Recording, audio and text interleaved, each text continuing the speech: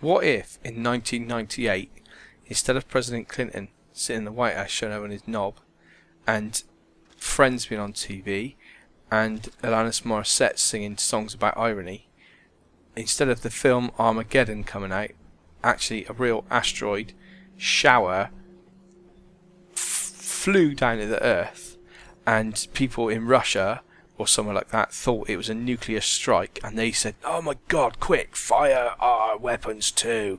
And they bombed up the whole of Americanisms, and so America's gone. It's just a wasteland. What if that happened? Speculate no more. Wasteland 2. Go and get Wasteland 2 and you'll know exactly what happens. This is Wasteland 2. It's a quick first look video. I'm not going to be doing a review. This game's still in beta at the moment. The review will come, the game's due to be out in August, so the review will come after that. I'll give it a good 40 hours and then I'll review the game properly. For now, we'll have to make do with this first look video. The game is a sequel to Wasteland, which was a game which was out in 1988, I think, by a company called Interplay. It was released on, I think it was a Commodore 64.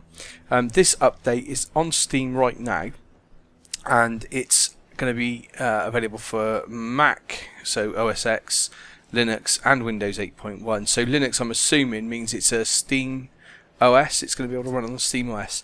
So the game's in beta at the moment, and I think the final release date is in December. Sorry, not December, what we're talking about, it's in August. So the actual final version of the game will be out in August. In the meantime, you can go and buy it on Steam right now. It's priced at $33.99. I think that's going to be about $60 US, and that's for the digital deluxe edition. I think you get a copy of Wasteland with that as well. Now, the reason I'm saying thinks and I'm guessing and stuff like that is because I didn't actually pay for this game. As I have said in many other reviews and videos and stuff, if somebody sends me a game for free for me to review, I will always be 100% honest and tell you if a game sucks or not. I will never ever let you go and buy something that could be a suck-ass game.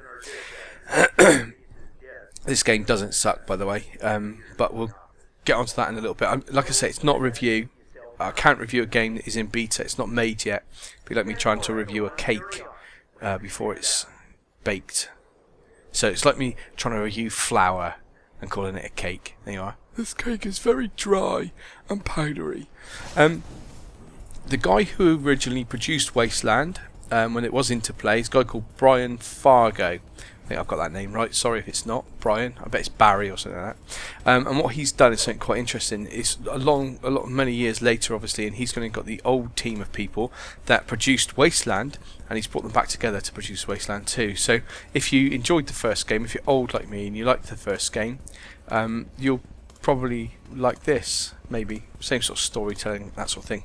Okay, so that's going to bring me on to the first thing I don't kind of like about this ilk of game. It's not just this game, it's this ilk. And it's the dialogues. They're far too long. I find them really boring. They're not that interesting. I just wish we could just get onto the plot, get onto the action, really, and get on with that sort of thing. The only other thing I would say I'm not enamoured about with this game at the moment is the camera controls.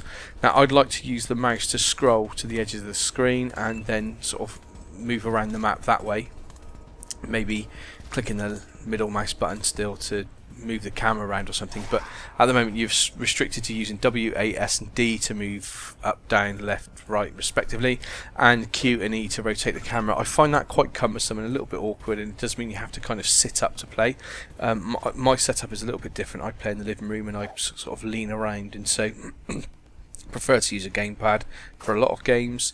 This sort of thing, obviously you need a mouse, and I would prefer to be able to just use just a mouse and just sort of kick back and relax a little bit. Anyway, that's an aside, and it's got nothing to do with anything. If you look at my my graphics, I'm running everything on the Macs that they can run on. My rig is my rig sounds like a truck. It's not. My setup, I've got an Intel i5. It's the old 1156. So it's the first generation 1156. It's 2.93 gigahertz. I've got a Power Color 7850 graphics card, 8 gig of RAM, and it runs this game kinda nice. It looks alright, runs smooth, nothing else is going on. I'm using recording software at the same time as this. I'm using Audacity and Fraps, and I'm running this, and I think I was doing something else in the background as well. It still ran really well. Anyway, going on to the actual gameplay of the game, as I say, it's still in beta, but it's a real, I mean, I think it's kind of as it's going to be. It seems really there, it's really together, and if I bought this game today I'd be really happy with it. A few weeks ago when I first got the game, actually probably about a month ago when it was first sent to me, I was having real issues getting it to run. It kept crashing out at the beginning, but a patch was released since then and it seems to have sorted everything out. I think it was rig specific. I think it was to do with my system, specifically something wasn't quite right, something wasn't set up for this game very well, and there was some conflict. But it's all resolved now, everyone's happy, we're all smiles, and we've been playing the game. Now, I do want to come on to a little bit about gameplay, and I'm not going to review it like I say, but I'm just going to tell you you can see how it works. But if you've played games like XCOM, it's not as refined as XCOM I'll say, but if you've played a game like XCOM, if you've played the old XCOM actually, the original ones, the sort of, I can't remember what they're called, something Intercept as well, then you're going to be very familiar with the way the game sort of works. You've got a set amount of turns per person, or set amount of moves, points. You can move, attack and do stuff within that point system, then you move on to the next character and you go ahead. The character creation is immense. I don't think you could mess around. I don't think you'd be able to create the same character twice. I would like a little bit more of an idea about what's going to happen to my character eventually. What sort of character it's going to be, what type of person it's going to turn into, if you know what I mean. So if I add this attribute, what's that going to ultimately do to me in game?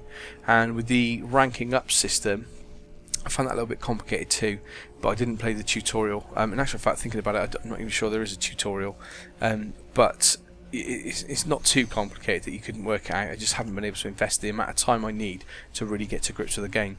That's not the game's fault, that's my fault. The missions that I've played so far are enjoyable, I'd say. They're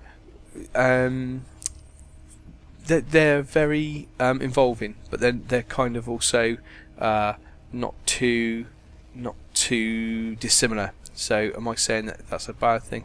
I don't know. I've not got right into the game like I say, so I don't really want to review, but the missions they're interesting is what I'll say. That's what I'll say it so far. The combat is a little bit hit and miss in respect to what type of weapon your character needs to pace. You know, you start off with very little, so you might need to really fiddle around with those settings to get the best out of your team. And generating the teams it can take quite a long time, and I think for the next couple of playthroughs I'm going to really spend a lot of time getting exactly the right team together and try and fill in those skill gaps. So that might be something you want to do. So if you were asking me today whether I think you should go and buy this game, I would say absolutely. It's currently $33.99. Like I said, I think it's about $60. It could get more expensive when it's released in August, so you've got a little bit of time before then. And if you don't buy it now, you're going to be missing out on a really good game that you may have to spend more money for, unless you have to wait for a sale or for a few months down the road. It's definitely worth a purchase. I'll try and put a link to the game in the description to Steam Powered, so you can go straight in there and grab it.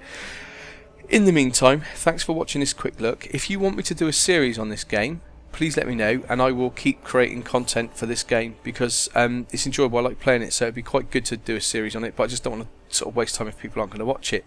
Once you've watched this video, why don't you go ahead and watch all my other videos, and tell your friends and tell them to come and watch all my videos as well. Please visit the website at www.igr.me.